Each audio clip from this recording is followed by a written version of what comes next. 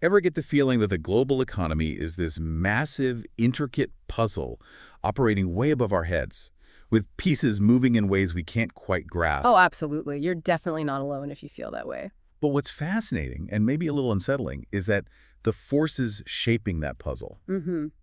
these big institutions and policies, they actually have a surprisingly direct impact on our day-to-day lives. Yeah, things like the jobs available, the prices we pay, it all connects back. Exactly. And that's why we're diving deep today into Joseph Stiglitz's Globalization and Its Discontents. Hmm.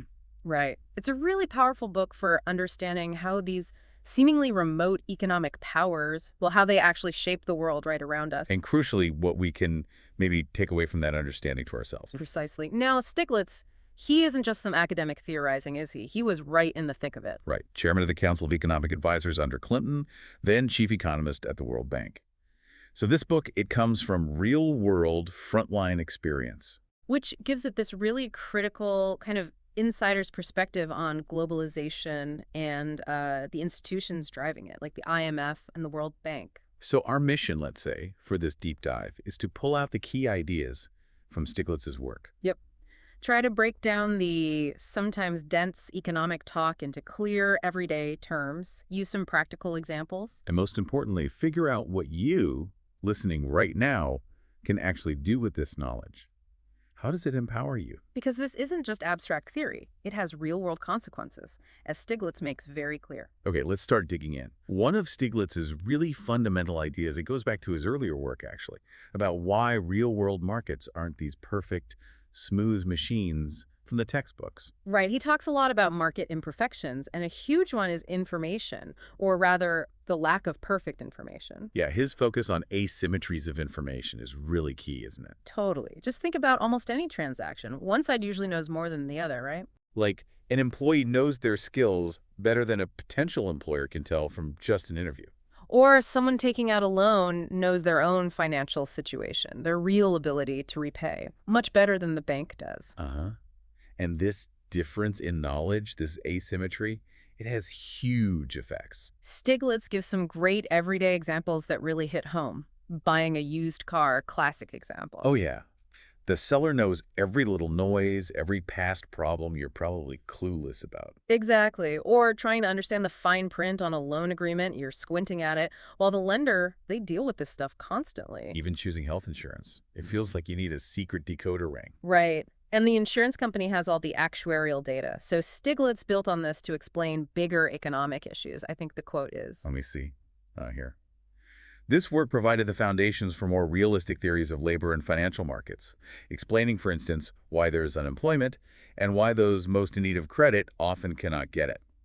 There is, to use the economist's jargon, credit rationing. So these information gaps mean markets don't automatically clear.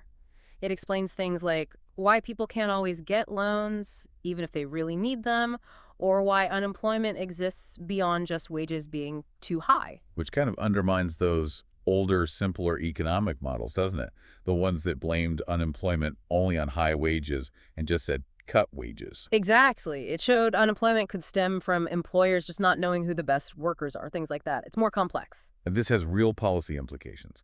Stiglitz points out something that seems, well, obvious common sense, but was often ignored by institutions like the IMF. Yeah, he says if you raise interest rates to exorbitant levels, firms that are highly indebted can be forced into bankruptcy, and this will be bad for the economy. I mean, forcing businesses to fail seems like a bad idea for the economy, right? Pretty straightforward. You'd think so. Yeah. But that wasn't always the standard policy prescription coming from, say, the IMF during a crisis. Okay, this is where it gets really interesting. The clash between these ideas and what he actually saw happening at the international level. Right. He contrasts his time in the Clinton administration, where he says policy involved debate, persuasion, trying to build consensus. With his experience at the IMF, which sounds like a totally different world. A stark contrast, yeah.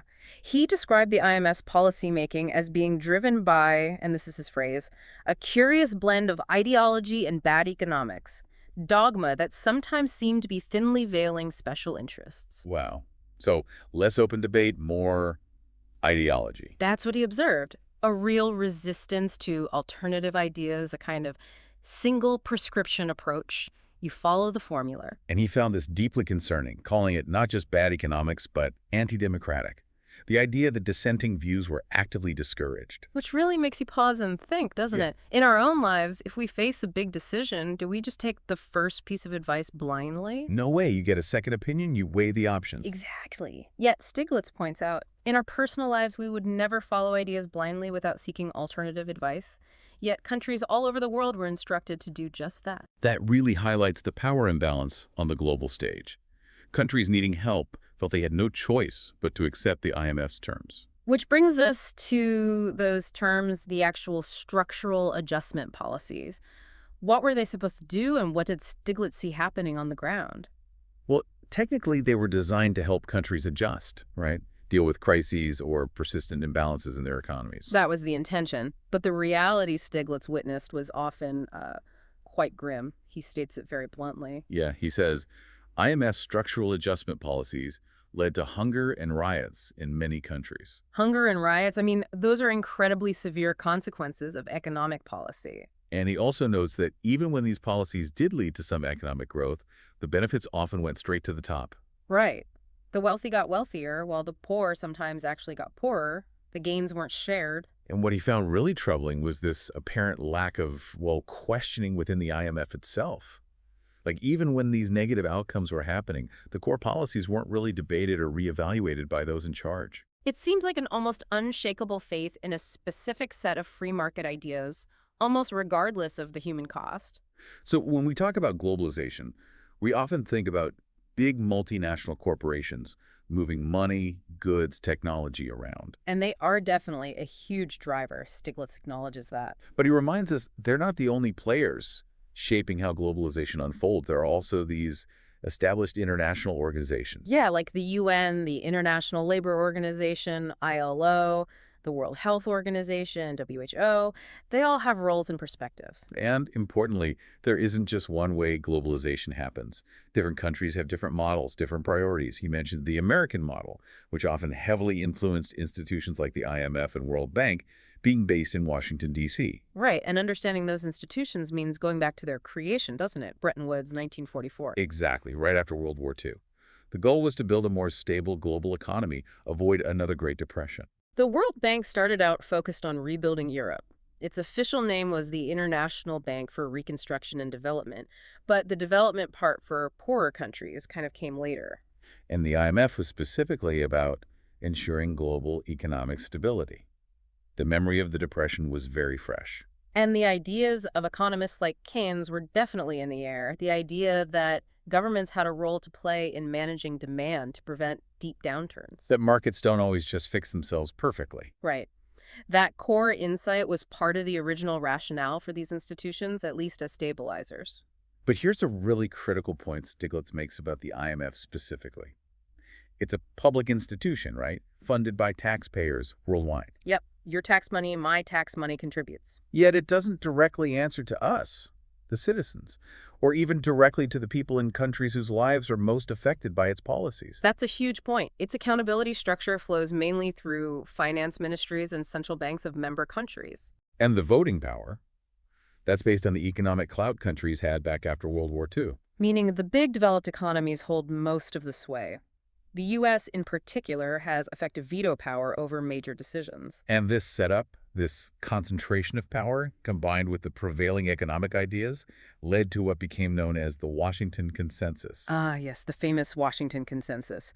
Shorthand for that package of free market policies, privatization, liberalization, fiscal discipline. Which became the standard advice, or maybe pressure, pushed onto developing countries. And Stiglitz argues forcefully that this is where a lot of the discontent with globalization comes from, the widespread protests, the evidence piling up that these policies weren't the magic bullet for growth and development. He says, the net effect of the policies set by the Washington Consensus has all too often been to benefit the few at the expense of the many, the well-off at the expense of the poor. So to be clear, in Stiglitz's view, it's not globalization itself that's inherently the problem. No, it's how it's been managed. The specific rules of the game, the policies implemented under this Washington Consensus banner. Exactly. Globalization is a powerful force, he thinks, neither good nor bad in itself. It could lift people out of poverty, but it depends entirely on the choices made about governing it. And one really disturbing aspect he raises is this disconnect. The policymakers in Washington or Geneva, often staying in luxury hotels. Making decisions that profoundly impact people living in villages or slums thousands of miles away, people they'll never meet. He puts it so starkly. From one's luxury hotel, one can callously impose policies about which one would think twice if one knew the people whose lives one was destroying. It's that distance, physical and social, that can breed a lack of empathy, a failure to grasp the real human cost. And the data he cites suggests this isn't just anecdotal. The gap between rich and poor globally widened, and absolute poverty even increased in some places despite globalization's promises. Which brings us back to conditionality, those strings attached to IMF loans. Right. You need a loan to survive a crisis, but you have to agree to implement these specific, often sweeping policy changes first. And Stiglitz is deeply critical of how the IMF used this. He saw it less as ensuring responsible borrowing and more as leverage to push its preferred policy agenda. Things like forcing countries to rapidly liberalize their financial markets, whether they were ready or not. Yeah, he argues that conditionality is a bad idea. There is little evidence that it leads to improved economic policy, but it does have adverse political effects because countries resent having conditions imposed on them. It breeds resentment, undermines democratic ownership. He distinguishes it from, say, a regular bank asking for collateral. This felt like interference in fundamental national policy choices. A major power imbalance. Countries in distress often felt they had little choice but to agree. Although he does acknowledge there's been some shift in rhetoric, right? Particularly at the World Bank. More talk of country ownership. That's true. Talk shifted towards selectivity, giving aid to countries already showing good governance, and the idea that the country should be put in the driver's seat. That was the phrase used. But Stiglitz and other critics worry it might be more rhetoric than reality sometimes. Yeah, the concern is whether the fundamental power dynamic really changed or if the pressure to conform just became a bit more subtle. If the talk doesn't match reality, it can lead to even more disillusionment. Okay, let's talk privatization. Selling off state-owned companies. The argument is always about efficiency, right? Private sector does it better. That's the standard line. And Stiglitz agrees governments probably shouldn't be running steel mills. They often make a mess of it. But there's always a but. The crucial thing for him is that there are some important preconditions needed for privatization to actually help the economy grow. And most importantly, how it's done matters hugely. Transparency, regulation, considering the social impact. Exactly. He slams the rushed, often corrupt, poorly regulated privatizations that were pushed hard by the IMF and World Bank in many places, arguing they often did more harm than good. Okay, what about trade liberalization? Reducing barriers to trade, another cornerstone of the Washington Consensus. Yeah. But Stiglitz really highlights the anxieties it caused not just in developing countries, but even among workers in richer nations. Right. If workers in the U.S., with some safety nets, worried about job losses from imports, imagine workers in poorer countries with almost no safety net. Precisely. Their situation was far more precarious. And he argues that trade liberalization all too often fails to live up to its promise of being a win-win for everyone. He gives that example of the WTO agreements, where developed countries seem to gain much more in areas like finance and IT. While developing countries didn't get equivalent access for things they might be good at, like shipping or construction services, it wasn't always a level playing field. And he even cites a World Bank study showing sub-Saharan Africa's income actually fell by over 2% because of one specific trade deal. Yeah, the outcomes weren't always positive. And he points out the hypocrisy sometimes, the double standards. Like pressuring Bolivia to stop growing coca, but then the U.S. keeping its markets closed to alternative Bolivian farm products. Exactly. It undermined the whole message about free and fair trade. Okay, let's shift to capital markets. Money flowing in and out of countries. Stiglitz seems particularly concerned about deregulating this, especially the short-term stuff. Very concerned, especially the hot money speculative capital that can flood in and then vanish overnight. He argues this is way riskier for developing countries. Why specifically them? Because they usually lack the strong institutions and safety nets to handle the shock of sudden capital flight. It can trigger a massive crisis very quickly. And did liberalization even deliver the promised lower interest rates? Not always. He saw cases where farmers and small businesses actually faced higher interest rates after liberalization. Plus, countries had to build up huge foreign reserves to manage the volatility, which is costly. They're essentially borrowing money at high developing country interest rates and then lending those reserves back to rich countries like the U.S. at very low rates. It's a big drain. What about foreign direct investment, FDI? Like a foreign company building a factory. That's usually seen as good, right? Stiglitz agrees FDI can be very beneficial. It brings technology, expertise, access to markets, finance. He points to successes like Singapore, Malaysia, China, where FDI was key. But again, there are potential downsides. Yeah, especially the impact on existing local businesses. Can they compete? Think about a giant like Walmart moving into a small town. It can wipe out local shops, so it needs to be managed carefully. And banks. You need stable banks, obviously. Mhm. But Stiglitz says it's not just about stability. Right. The goal isn't just banks that don't fail. It's banks that actually do their job. Providing credit for businesses to grow, for people to invest, that's essential for the real economy. He uses Argentina as an example, where too much focus on austerity choked off growth, which then made the government's budget problems even worse, a downward spiral. Exactly. And he mentions Bolivia, too, where foreign banks didn't necessarily help the broader economy thrive. It really sounds like these economic strategies, when they went wrong, had huge social costs that went way beyond just the numbers on a spreadsheet. Tragically, yes. Stiglitz argues that IMF policy failures sometimes unnecessarily corroded the very fabric of society. That's a strong statement. It is. He explains that rapid, externally forced change puts enormous stress on societies. Successful development needs to pay attention to social stability, social cohesion. That Indonesia example is chilling the IMF, insisting they cut fuel subsidies right in the middle of a deep recession. Which then sparked riots, tore the country apart, and actually made the economic crisis worse. He says, abolishing the subsidies was not only bad social policy, it was bad economic policy. So things like high unemployment from excessive austerity, they don't just hurt individuals, they can fuel social unrest, instability. Absolutely. He talks about the social contract, the implicit understanding between a government and its people. When policies seem to break that contract, making life drastically harder for ordinary people without their consent, it can lead to a breakdown of trust and order. And he felt these social dimensions were often ignored in the standard IMF macroeconomic models. Largely, yes. They focused on the numbers, inflation, deficits, without always considering the potentially explosive social and political fallout. Let's tackle trickle-down economics. Aye. The idea that making the rich richer will eventually benefit everyone else as wealth trickles down.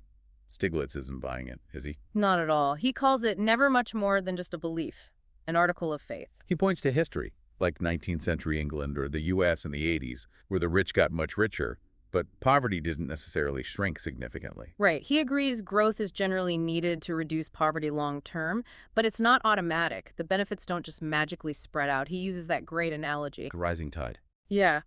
It is not true that a rising tide lifts all boats. Sometimes a quickly rising tide dashes weaker boats against the shore, smashing them to smithereens. So the question isn't growth, yes or no. Okay. It's what kind of growth, and do the policies creating that growth actually help the poor? Precisely. Some policies are just much better at ensuring the benefits of growth are shared widely. You can't just assume it'll happen. And when the IMF pushed for labor market flexibility, what did that mean in practice, according to Stiglitz? Well, he argues that while workers were fighting for more job security in a risky global economy, labor market flexibility often ended up meaning lower wages and less job protection for them. Making workers more vulnerable, essentially. That was often the outcome, yes. Potentially worsening inequality. So summing up the critique of the Washington Consensus, Stiglitz felt it underestimated the social and political damage of his policies, especially to the middle class. And it overestimated the magic of totally free markets, while having a pretty dim view of any positive role for government. He emphasizes the middle class usually pushes for good things like rule of law, education, safety nets. If you undermine the middle class, You undermine those societal foundations. the overall track record. Disappointing, he says. Slow development in many places, rising inequality where growth did happen, badly managed crises. And a really messy, often painful transition from communism in Eastern Europe and Russia. He points to Latin America stagnating after the initial reform buzz wore off. So if not the Washington Consensus, then what? What's Stiglitz's alternative vision? Fundamentally, it's about choice and democracy. Countries need to be able to consider different strategies and make their own decisions through their own political processes. Not have a one-size-fits-all plan imposed from outside. Exactly. He says the essence of freedom is the right to make a choice and to accept the responsibility that comes with it. International institutions should provide information and options, not dictates. He even looks at the East Asian miracle economies. They didn't strictly follow the Washington Consensus, did they? No, their success involved a lot of strategic government intervention. Now, economists debate the exact role, but Stiglitz highlights that their ability to save and invest so effectively wasn't just pure free markets. Government policies played a big part. The 1997 Asian financial crisis becomes a really fascinating test case then. You had currency attacks, capital fleeing. And countries reacting differently. The IMF pushed its usual medicine, hike interest rates, cut spending. But Malaysia did something different. They did. They imposed capital controls, restricting the short-term money flows. It was hugely controversial at the time. But Stiglitz says, looking back, It was clear that Malaysia's capital controls allowed it to recover more quickly with a shallower downturn and with a far smaller legacy of national debt. Malaysia actually did better. despite being attacked for defying the orthodoxy, he even thought maybe a coordinated regional approach with controls might have worked. He saw two main crisis patterns: South Korea, rumors, banks panicking, refusing to lend, a self-fulfilling collapse. And Thailand. A speculative attack on the currency, capital reverses, massive downturn. And he challenges the idea that capital controls are always bad for efficiency. He points to Thailand before the crisis having rules against too much speculative real estate lending. Which might have prevented the bubble or softened the crash. Possibly, but the IMF pushed them to liberalize anyway, despite the risks of property bubbles, which are classic crisis triggers. And he doesn't shy away from pointing fingers at the U.S. Treasury's role in pushing this liberalization agenda through the IMF. No, he suggests Treasury was a major force behind it, sometimes even when there were doubts if it served U.S. interests or global stability, like maybe in the South Korea case. And during the crisis, countries hiking interest rates to attract money ended up hurting their neighbors by killing import demand. He calls this Beggar thyself policies. Because ultimately it dragged the whole region down, even collapsing commodity prices, which then hurt countries like Russia. It showed how interconnected things were. What about handling the failing banks during the crisis, the IMF's approach? He describes it as focused on shutting down weak banks quickly, like a sort of financial Darwinism. Survival of the fittest banks. Kind of. But while weak banks are risky, he argues they missed the lesson from the U.S. S&L crisis. You have to keep credit flowing somehow. Just closing banks freezes everything up. Again, contrasting with Malaysia, which used its capital controls period to restructure banks and debt, helping the recovery. And foreign investment there actually increased afterwards, despite the controls. So much for capital controls scaring everyone away permanently. So Stiglitz's alternative crisis plan would be Maintain employment with expansionary policy if possible, focus on restructuring banks to keep credit flowing, maybe with a debt standstill, and have efficient bankruptcy processes ready. okay, let's shift to the transition from communism, especially Russia. It was a huge challenge. Massive. Yeah. Unlike the U.S. after WWII, which had institutions, Russia had to build market institutions basically from nothing. And Stiglitz argues the Western advice, the shock therapy, was deeply flawed. He points to China and Taiwan taking different paths with more success. But the advisors for Russia ignored that. Largely, yes. He criticizes the market fundamentalists for using simplistic textbook models and dismissing local expertise or other countries' experiences. The optimism about a quick boom just didn't happen. Instead, living standards fell for many. Right. Rapid liberalization crushed local industries unprepared for import competition, investment stopped, the overvalued ruble hurt exporters. And there was huge lending to Russia, despite obvious corruption. Yes, and Stiglitz suggests a double standard compared to smaller countries. Accountability seemed lower. The stats on falling living standards, rising poverty, skyrocketing inequality in Russia are stark. Horrifying, really. He says while the size of the national economic pie was shrinking, it was being divided up more and more inequitably. The average Russian got a much smaller slice. Those images of Mercedes traffic jams amidst widespread hardship. Exactly. A sign of concentrated wealth, not a healthy economy. And the rapid privatization, a key part of the problem. A huge part. He argues privatization, in the absence of the institutional infrastructure, like corporate governance, has no positive effect on growth.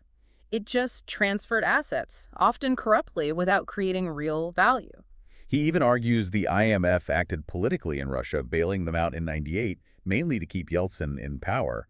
maybe turning a blind eye to dodgy privatization for the same reason. And that the U.S. Treasury was deeply involved in these political calls. He feels the West missed chances by distrusting most ex-communists, except a chosen few, instead of working with pragmatists. And that the U.S. tried to shut down criticism of the strategy, while Russia saw the West as basically siding with the oligarchs and corruption, like in the loans for shares deals. His view is the West should have stayed out of picking leaders and focused on supporting democratic processes and fighting corruption broadly. He also suggests U.S. financial interests influence policy and notes the hypocrisy of preaching free markets while using protectionism. Yeah, even using a flawed U.S. privatization, USEC, as an example of how things can go wrong domestically, too. So Russia got mixed messages. Free markets for you, but barriers for your exports. Compete fairly while we have cartels. Privatize cleanly while our own efforts are messy. It undermined the West's credibility. As he says, we need to understand why our preaching isn't always taken seriously. It's often about what we do, not just what we say. But Russia wasn't the only transition story. Others like Poland or China did things differently. Right. Proving alternatives existed. Russia's later recovery, partly due to devaluation in oil prices, maybe suggests IMF policies were holding it back earlier. But long-term recovery is still uncertain. He also flags the danger for any country running big trade deficits and relying on short-term foreign borrowing. Very vulnerable. And he brings it back to Adam Smith, saying even Smith understood markets weren't perfect and social context mattered more than some modern followers admit.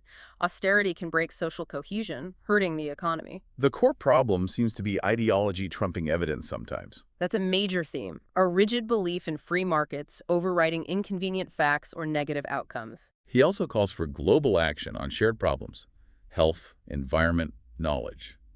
Things countries can't solve alone. Global public goods, yeah, needing international cooperation. But reforming the institutions themselves is hard. Those in charge resist changes that reduce their power. He's quite cynical about the official reform debates, often led by the same people who built the system. How genuine is the will for fundamental change? So his key reform proposals are more transparency, openness, a fairer governance structure, giving developing countries more voice. A global bankruptcy system, because a creditor can't also be the judge, right? Makes sense. Less reliance on bailouts. More effective aid. And debt forgiveness. Does he see any signs of change? Some glimmers. A growing consensus maybe on the dangers of rapid capital liberalization, excessive austerity, Bolivia being allowed more fiscal room, the IMF talking about standstills and bankruptcy, debt relief progress. The Doha trade talks, though, stalled. So some movement, but the gap between talk and action is still wide. That's his assessment. Much more needed. And the bottom line is really respecting developing countries' right to choose their own path. Absolutely. Letting them make their own political judgments, design regulations that fit their situation, self-determination. And he finishes with a powerful idea of what real development is. It's not just GDP growth. No. He says development is about transforming societies, improving the lives of the poor, enabling everyone to have a chance at success and access to healthcare and education. It's about people, equity, sustainability, not just enriching a few or creating luxury markets. Okay, so wrapping up our deep dive on Stiglitz's Globalization and Its Discontents, the core message is that globalization, as managed by these institutions, has had really complex, often negative consequences, especially for the poor and developing world. Yeah, it's a deeply critical look, but it's rooted in his direct experience in economic analysis. It challenges the standard narratives. And for everyone listening, the actionable insight here is really about perspectives, isn't it? You can now look at news about the IMF, the World Bank, trade deals, global finance with a more critical eye. Exactly. You understand the potential for market failures, for information problems, the influence of ideology and powerful interests. You know, to ask, who benefits from this policy? What are the potential social costs? Are there alternatives? It equips you to question the simple stories and demand more nuance. Right. And maybe here's a final thought to chew on. Looking at the global economy today, does it feel like it's truly working for everyone, or mostly for certain groups or countries? And what role can we as citizens play in pushing for a system that's more fair, more sustainable, more focused on well-being for all, not just growth for growth's sake? It's about that balance, isn't it? Economic progress and social well-being, globally and locally. Definitely food for thought. And if this conversation sparked your interest, Stiglitz's book is full of detailed examples, and the debates about reforming these global institutions are ongoing. Lots more to explore.